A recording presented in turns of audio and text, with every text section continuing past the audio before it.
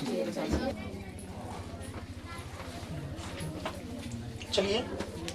आप सभी बच्चों को गुड मॉर्निंग।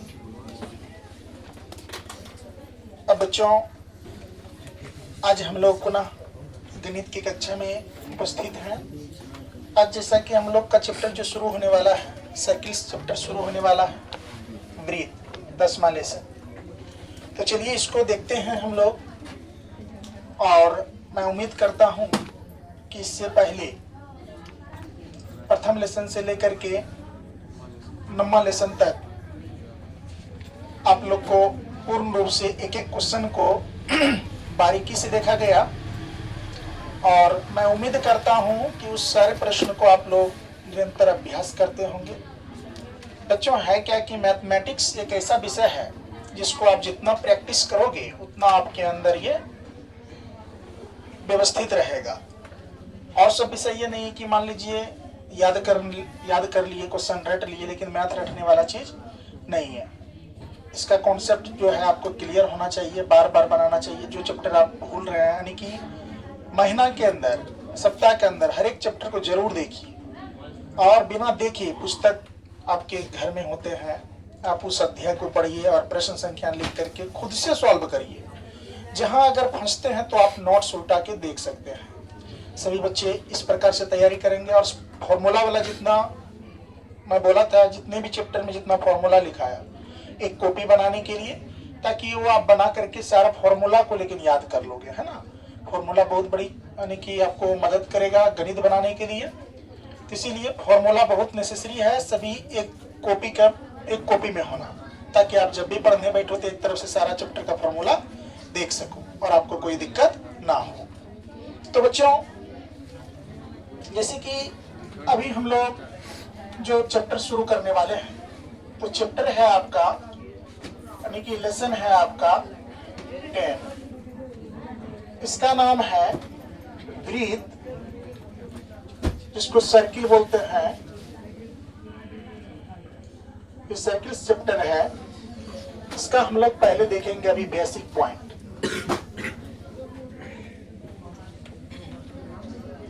बेसिक पॉइंट्स को देखेंगे, जरा ध्यान से देखिए, मुख्य बिंदु को देखेंगे। चैप्टर है वृत्त। नाम सुनने से लग रहा है कि ये वृत्त मतलब ये जैसे बोले आप परिचित हैं, पिछले अध्याय में पढ़ करके, यानी कि 9वां क्लास में भी आप लोगों ने पढ़ा है इसको अच्छे तरीके से। हम लोग जानेंगे आज वृत्त के बारे में अच्छे तरीके से, क्या कि ये जो है इसका पहले बेसिक जैसे ले लिए तो आपको फिर कोई दिक्कत नहीं होने वाला है। आइए सबसे पहली बात जानते हैं कि वृत्त का निर्माण होता कैसे है, वृत्त बनता कैसे है। तो बच्चों, आपको पता होना चाहिए, जरा बोर्ड पर देखोगे ध्यान से, ये जो देख रहे हो तुम, ये आकृति,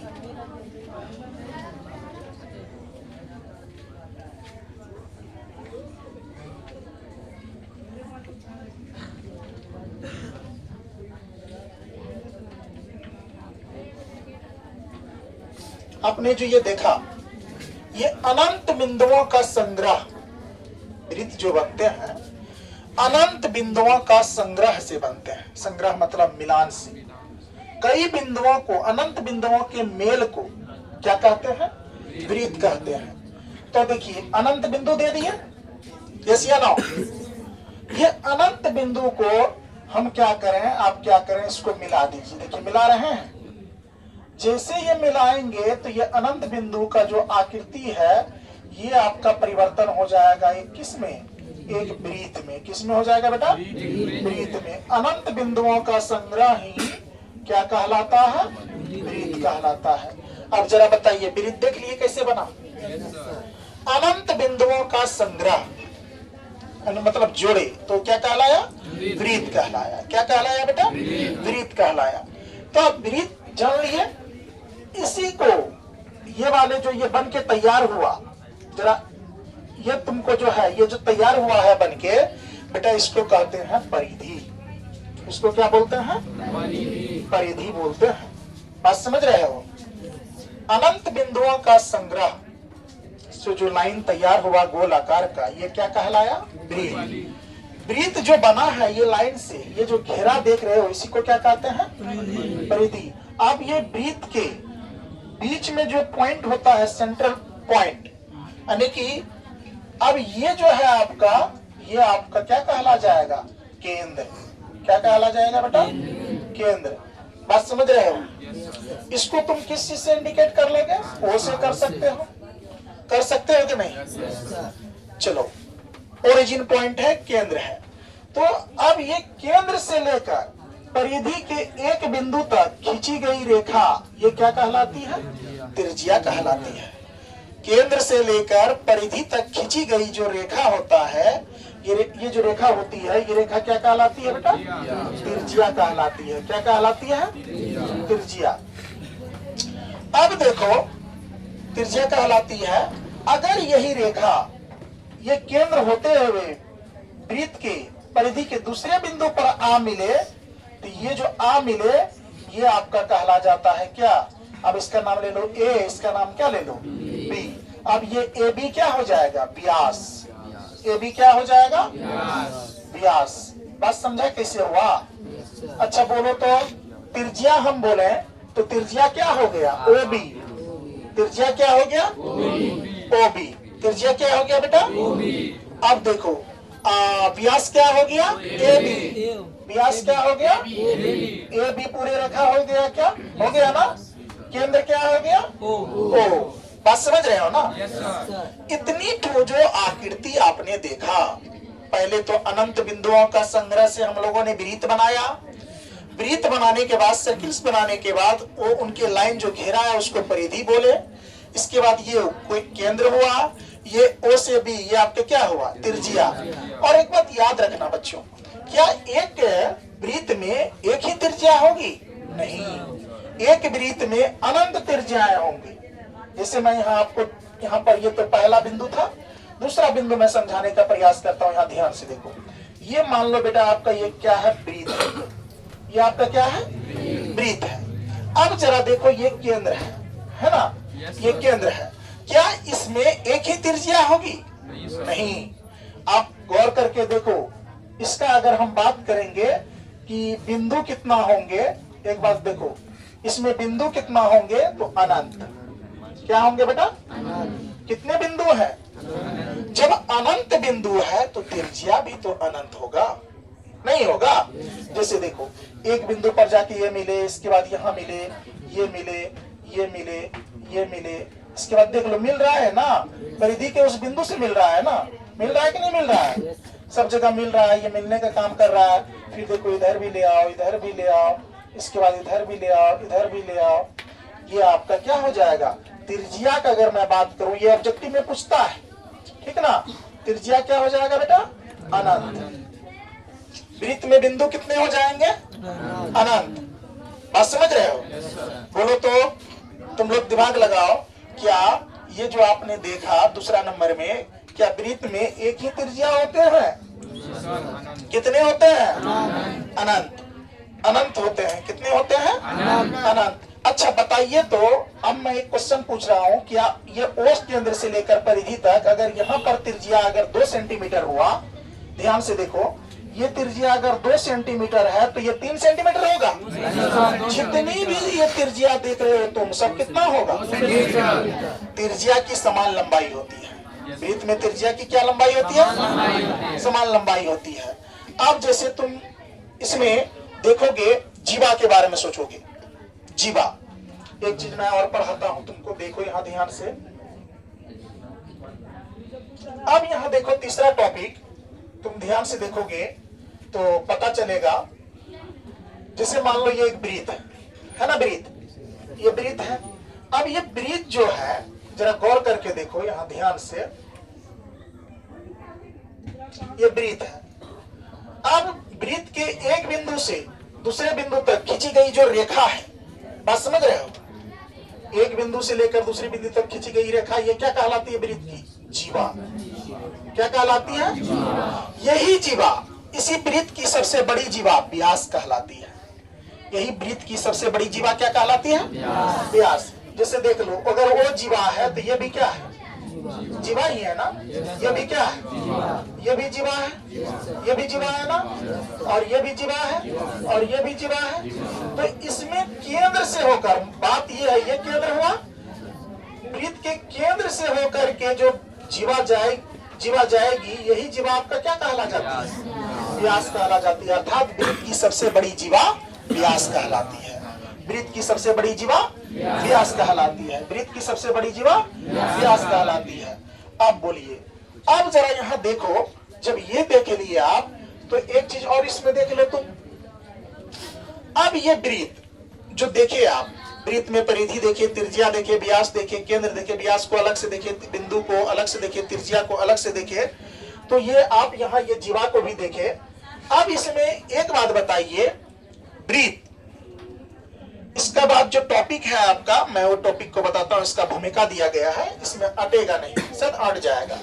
देख लो यहाँ, ये चौथा टॉपिक देख लो, यहाँ अटिए जाएगा। चौथा टॉपिक क्या है, मैं थोड़ा आप लोग को कुछ समझाना चाहता हूँ ये पॉइंट में।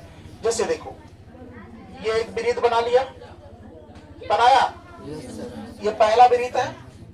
और देखो ये वृत्त भी देख लो बेटा, ये भी वृत्त बनाया मैं, है ना वृत्त। अब देख लो, ये भी मैं एक क्या बनाया, वृत्त बनाया। आपके कॉपी में प्लेस अवेलेबल है, इसीलिए आप लोग थोड़ा अच्छे तरीके से बनाएंगे। अब जरा देखो, ये वाले बिंदु को जरा तुम देख लो। ये जो रेखा है, ये एक स्थिति होगा वृत्त का, बस समझ रहे हो, क्योंकि आपका बुक में ये दिया हुआ है। अब देख लो, एक स्थिति ये भी होगा, बस समझ रहे हो, और एक स्थिति आपका मान लो ये भी होगा, यहाँ एक बिंदु पर स्पर्श कर रही है। तो देखो, ये रेखा जो है अप्रतिच्छेदी रेखा है, प्रतिच्छेद नहीं कर रहा है, ये प्रतिच्छेद कर रहा है, वृत्त से कोई संबंध है। चलो, ये स्थिति जो तुमने देखा अभी, ये पहला है, ये दूसरा है, और ये क्या है, तीसरा स्थिति जो आप देख रहे हैं। हम यहाँ आपसे क्वेश्चन पूछ रहे हैं, यहाँ बोलिए, ये रेखा को ये वृत्त से कोई यानी कि ताल्लुक है, कोई संबंध है, ना सट रहा है, ना छू रहा है, मतलब ना छेद कर रहा है, कुछ भी कर रहा है। तो ये क्या कहला जाएगा, अप्रतिच्छेदी। क्या कहला जाएगा, अप्रतिच्छेदी। क्या कहला जाएगा बेटा, अप्रतिच्छेदी। लेकिन इसको देखो, कै जगह छेद रहा है, दो जगह। कै जगह छेद रहा है, एक जगह यहाँ छेद रहा है और एक जगह यहाँ छेद रहा है। तो ये कौन सा रेखा कहलाएगा, छेदक रेखा। कौन रेखा कहलाएगा, छेदक रेखा कहलाएगा। ये आपका हो जाएगा क्या, छेदक रेखा कहलाएगा कि नहीं कहलाएगा। ये अप्रतिच्छेदी रेखा था ना, अप्रतिच्छेदी रेखा। क्या इसको प्रतिच्छेद कर रहा था, ये कर रहा था, नहीं, ये कर रहा था, तो इसको छेदक रेखा। अब जरा यहाँ अंदाजा लगाओ, ये जो है बेटा, यहाँ पर जो तुम देख रहे हो, ये यहाँ इसको टच कर रहा, बात समझना, टच कर रहा है, समझ रहे हो ना। तो अब टच जो कर रहा है, छू जो रहा है, जैसे देखिए हम अपना हैंड को छुए, स्पर्श किए ना। अब देखो, स्पर्श कर रहे हैं स्पर्श। अब मान लो इसमें कुछ घुसा लिए, बगल निकल गया, है ना, छेद हो गया, छेदक। यहाँ मान लो अभी यहाँ टल है, अप्रतिच्छेदी, इसको छू रहे हैं, क्या हो रहा है, स्पर्श। यस या नो। तो ये कौन सा रेखा है, स्पर्श रेखा। तो इसको दो चीज बोल सकते हैं हम लोग, स्पर्श रेखा और स्पर्श बिंदु। बिंदु क्यों बोलेंगे, रेखा क्यों बोलेंगे, यहाँ ध्यान से देखो। इसको हम लोग ये P बिंदु दे दो, ये मान लो AB दे दो, है ना, स्पर्श रेखा। और ये देख लो, यहाँ पर तुम लिख सकते हो स्पर्श रेखा। इसी को और एक बात बोलते हैं क्या, स्पर्श बिंदु। कौन बिंदु, स्पर्श बिंदु। दोनों चीज इसको बोल सकते हैं। अच्छा बोलो, तो स्पर्श रेखा का नाम क्या है, P। स्पर्श रेखा का नाम क्या है, अच्छा बिंदु का नाम P, रेखा का नाम भी P। देख लो, यहाँ स्पर्श कर रहा है कि नहीं, टच कर रहा है कि नहीं, छू रहा है क्या। तो जरा बताओ, अब मैं इसमें आपको कह रहा हूँ, यहाँ I है, डबल I है, ट्रिपल I है। हम बोल रहे हैं, बताओ स्पर्श रेखा क्या है, P। ये वाला आकृति है। हम बोलेंगे छेदक वाला आकृति, बताओ कहाँ है, ये है कि नहीं है। अब देखो ये क्या है, अप्रतिच्छेदी। इसको अछेदक भी बोल सकता है। इसको तुम लोग इसको क्या बोल सकता है बेटा? अछेदक भी बोल सकता है। तो हमने पहले वृत्त को शुरू किया। वृत्त में जो ये आकृति बनाते हैं वे यहाँ तक जो समझाए, कितने बच्चे, सब बच्चे समझ गए? Yes sir. कोई दिक्कत? चलिए यहाँ तक पहले उतारिए, इसके बाद आगे तक समझाते हैं। हाँ, पहले इसको उतारिए।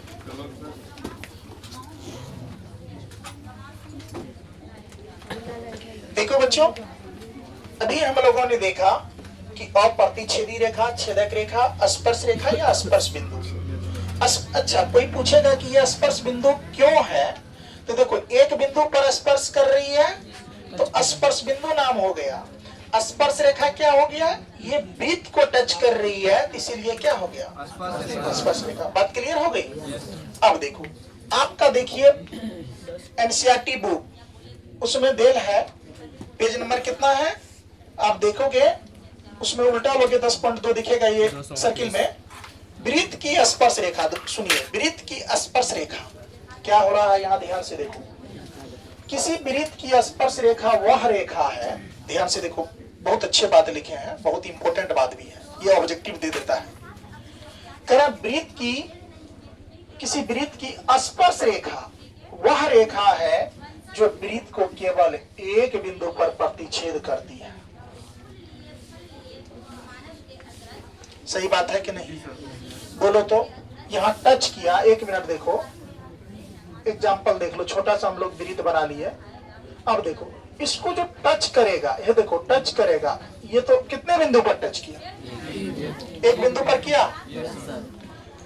किसी वृत्त की स्पर्श रेखा वह रेखा है जो वृत्त को केवल एक बिंदु पर क्या करेगा? प्रतिच्छेद करेगा, है ना? करती है। कितने बिंदु पर करती है? एक पर। इसका आंसर कितना हो जाएगा? एक। आपको ऑब्जेक्टिव में देल रहेगा, किसी वृत्त की स्पर्श रेखा वह रेखा है जो वृत्त को केवल एक बिंदु पर प्रतिच्छेद करती है। ए में रहेगा 2, बी में रहेगा 3, सी में रहेगा 4, डी में रहेगा, इनमें से कोई नहीं, इनमें से कोई नहीं, क्योंकि एक पर करती है ना। जिसमें ए बी सी डी किसी में एक रहेगा तो टिक आउट किस में करोगे? एक में। बात समझ गया क्या? ये टॉपिक समझा? आ जाओ नीचे वाले परिमेय समझते हैं। परिमेय क्या कह रहा है? 10.1 ध्यान से देखो, ये परिमेय करा वृत्त के किसी बिंदु पर, मान लीजिए पहले वृत्त बना लो, देख लो बेटा, ये वृत्त है आपका। करा वृत्त के किसी बिंदु पर स्पर्श रेखा स्पर्श बिंदु से, देख लो स्पर्श रेखा, ये मान लो ये वाला स्पर्श रेखा है, ये देखो ये स्पर्श रेखा है। स्पर्श रेखा स्पर्श बिंदु से जाने वाली त्रिज्या, स्पर्श बिंदु से जाने वाली त्रिज्या पर लंब होती है। यस, ये रेखा जिस वृत्त के एक बिंदु पर जो है स्पर्श करेगा, जहां स्पर्श किया, ये तो मान लो तुम केंद्र है, ये यहाँ जो आपका ये त्रिज्या है, ये क्या होगा? ये लंब होगा। क्या होगा? ये जरूरी नहीं है कि वही लंब होगा। मान लो अगर ये इस टाइप का है, यहाँ है त्रिज्या, अगर यहाँ कर रहा है तो इस टाइप का है, तो लंब यहाँ भी हो सकता है। बात समझ रहे हो ना? जहाँ लंब होगा वहाँ कितना डिग्री का एंगल बनेगा? 90 डिग्री का। परिमेय आपका यही कह रहा है। तो इसको देखिएगा ना, इसमें होगा जैसे ये यहाँ से यहाँ मिलाओगे, यहाँ पाइथागोरस परिमेय लगेगा। बात समझ रहे हो? तो वृत्त के किसी बिंदु पर स्पर्श रेखा स्पर्श बिंदु से जाने वाली त्रिज्या पर क्या होती है बेटा? लंब होती है। इस बात को समझे आप लोग? कभी भी कोई एक बिंदु से कोई रेखा खींची गई और केंद्र से त्रिज्या जाके वहां सटा हो, तो क्या होगी? वृत्त का लंब होगा। वृत्त का क्या होगा? वृत्त का क्या होगा? ये बात समझ में आ गई? अच्छा, बारिश शुरू हो गई क्या? मौसम तो बहुत खराब है। अच्छा ठीक है, चलिए इसको उतारिए, इसके बाद हम लोग प्रश्न पर बात करेंगे। बाद बाकी इसमें और एक चीज पढ़ना है, लघु वृत्तखंड, दीर्घ वृत्तखंड, यानी लघु त्रिज्यखंड, दीर्घ त्रिज्यखंड, ये सारे बात पर भी, विषय पर भी बात करेंगे। पहले इसका जो है जितना तो बेसिक समझे अभी, जितना बेसिक, ये बेटा आपका एक्सरसाइज, कौन एक्सरसाइज आपका बेटा 10.1 आपका इसमें फाइनल हो जाएगा। इतना बेसिक है, पूरा फाइनल है। आप चाहेंगे तो आप खुद से भी बना सकते हैं, वैसे हम बना देंगे, ठीक है ना? पहले इसको उतारिए, अब देखते हैं अगले क्लास में।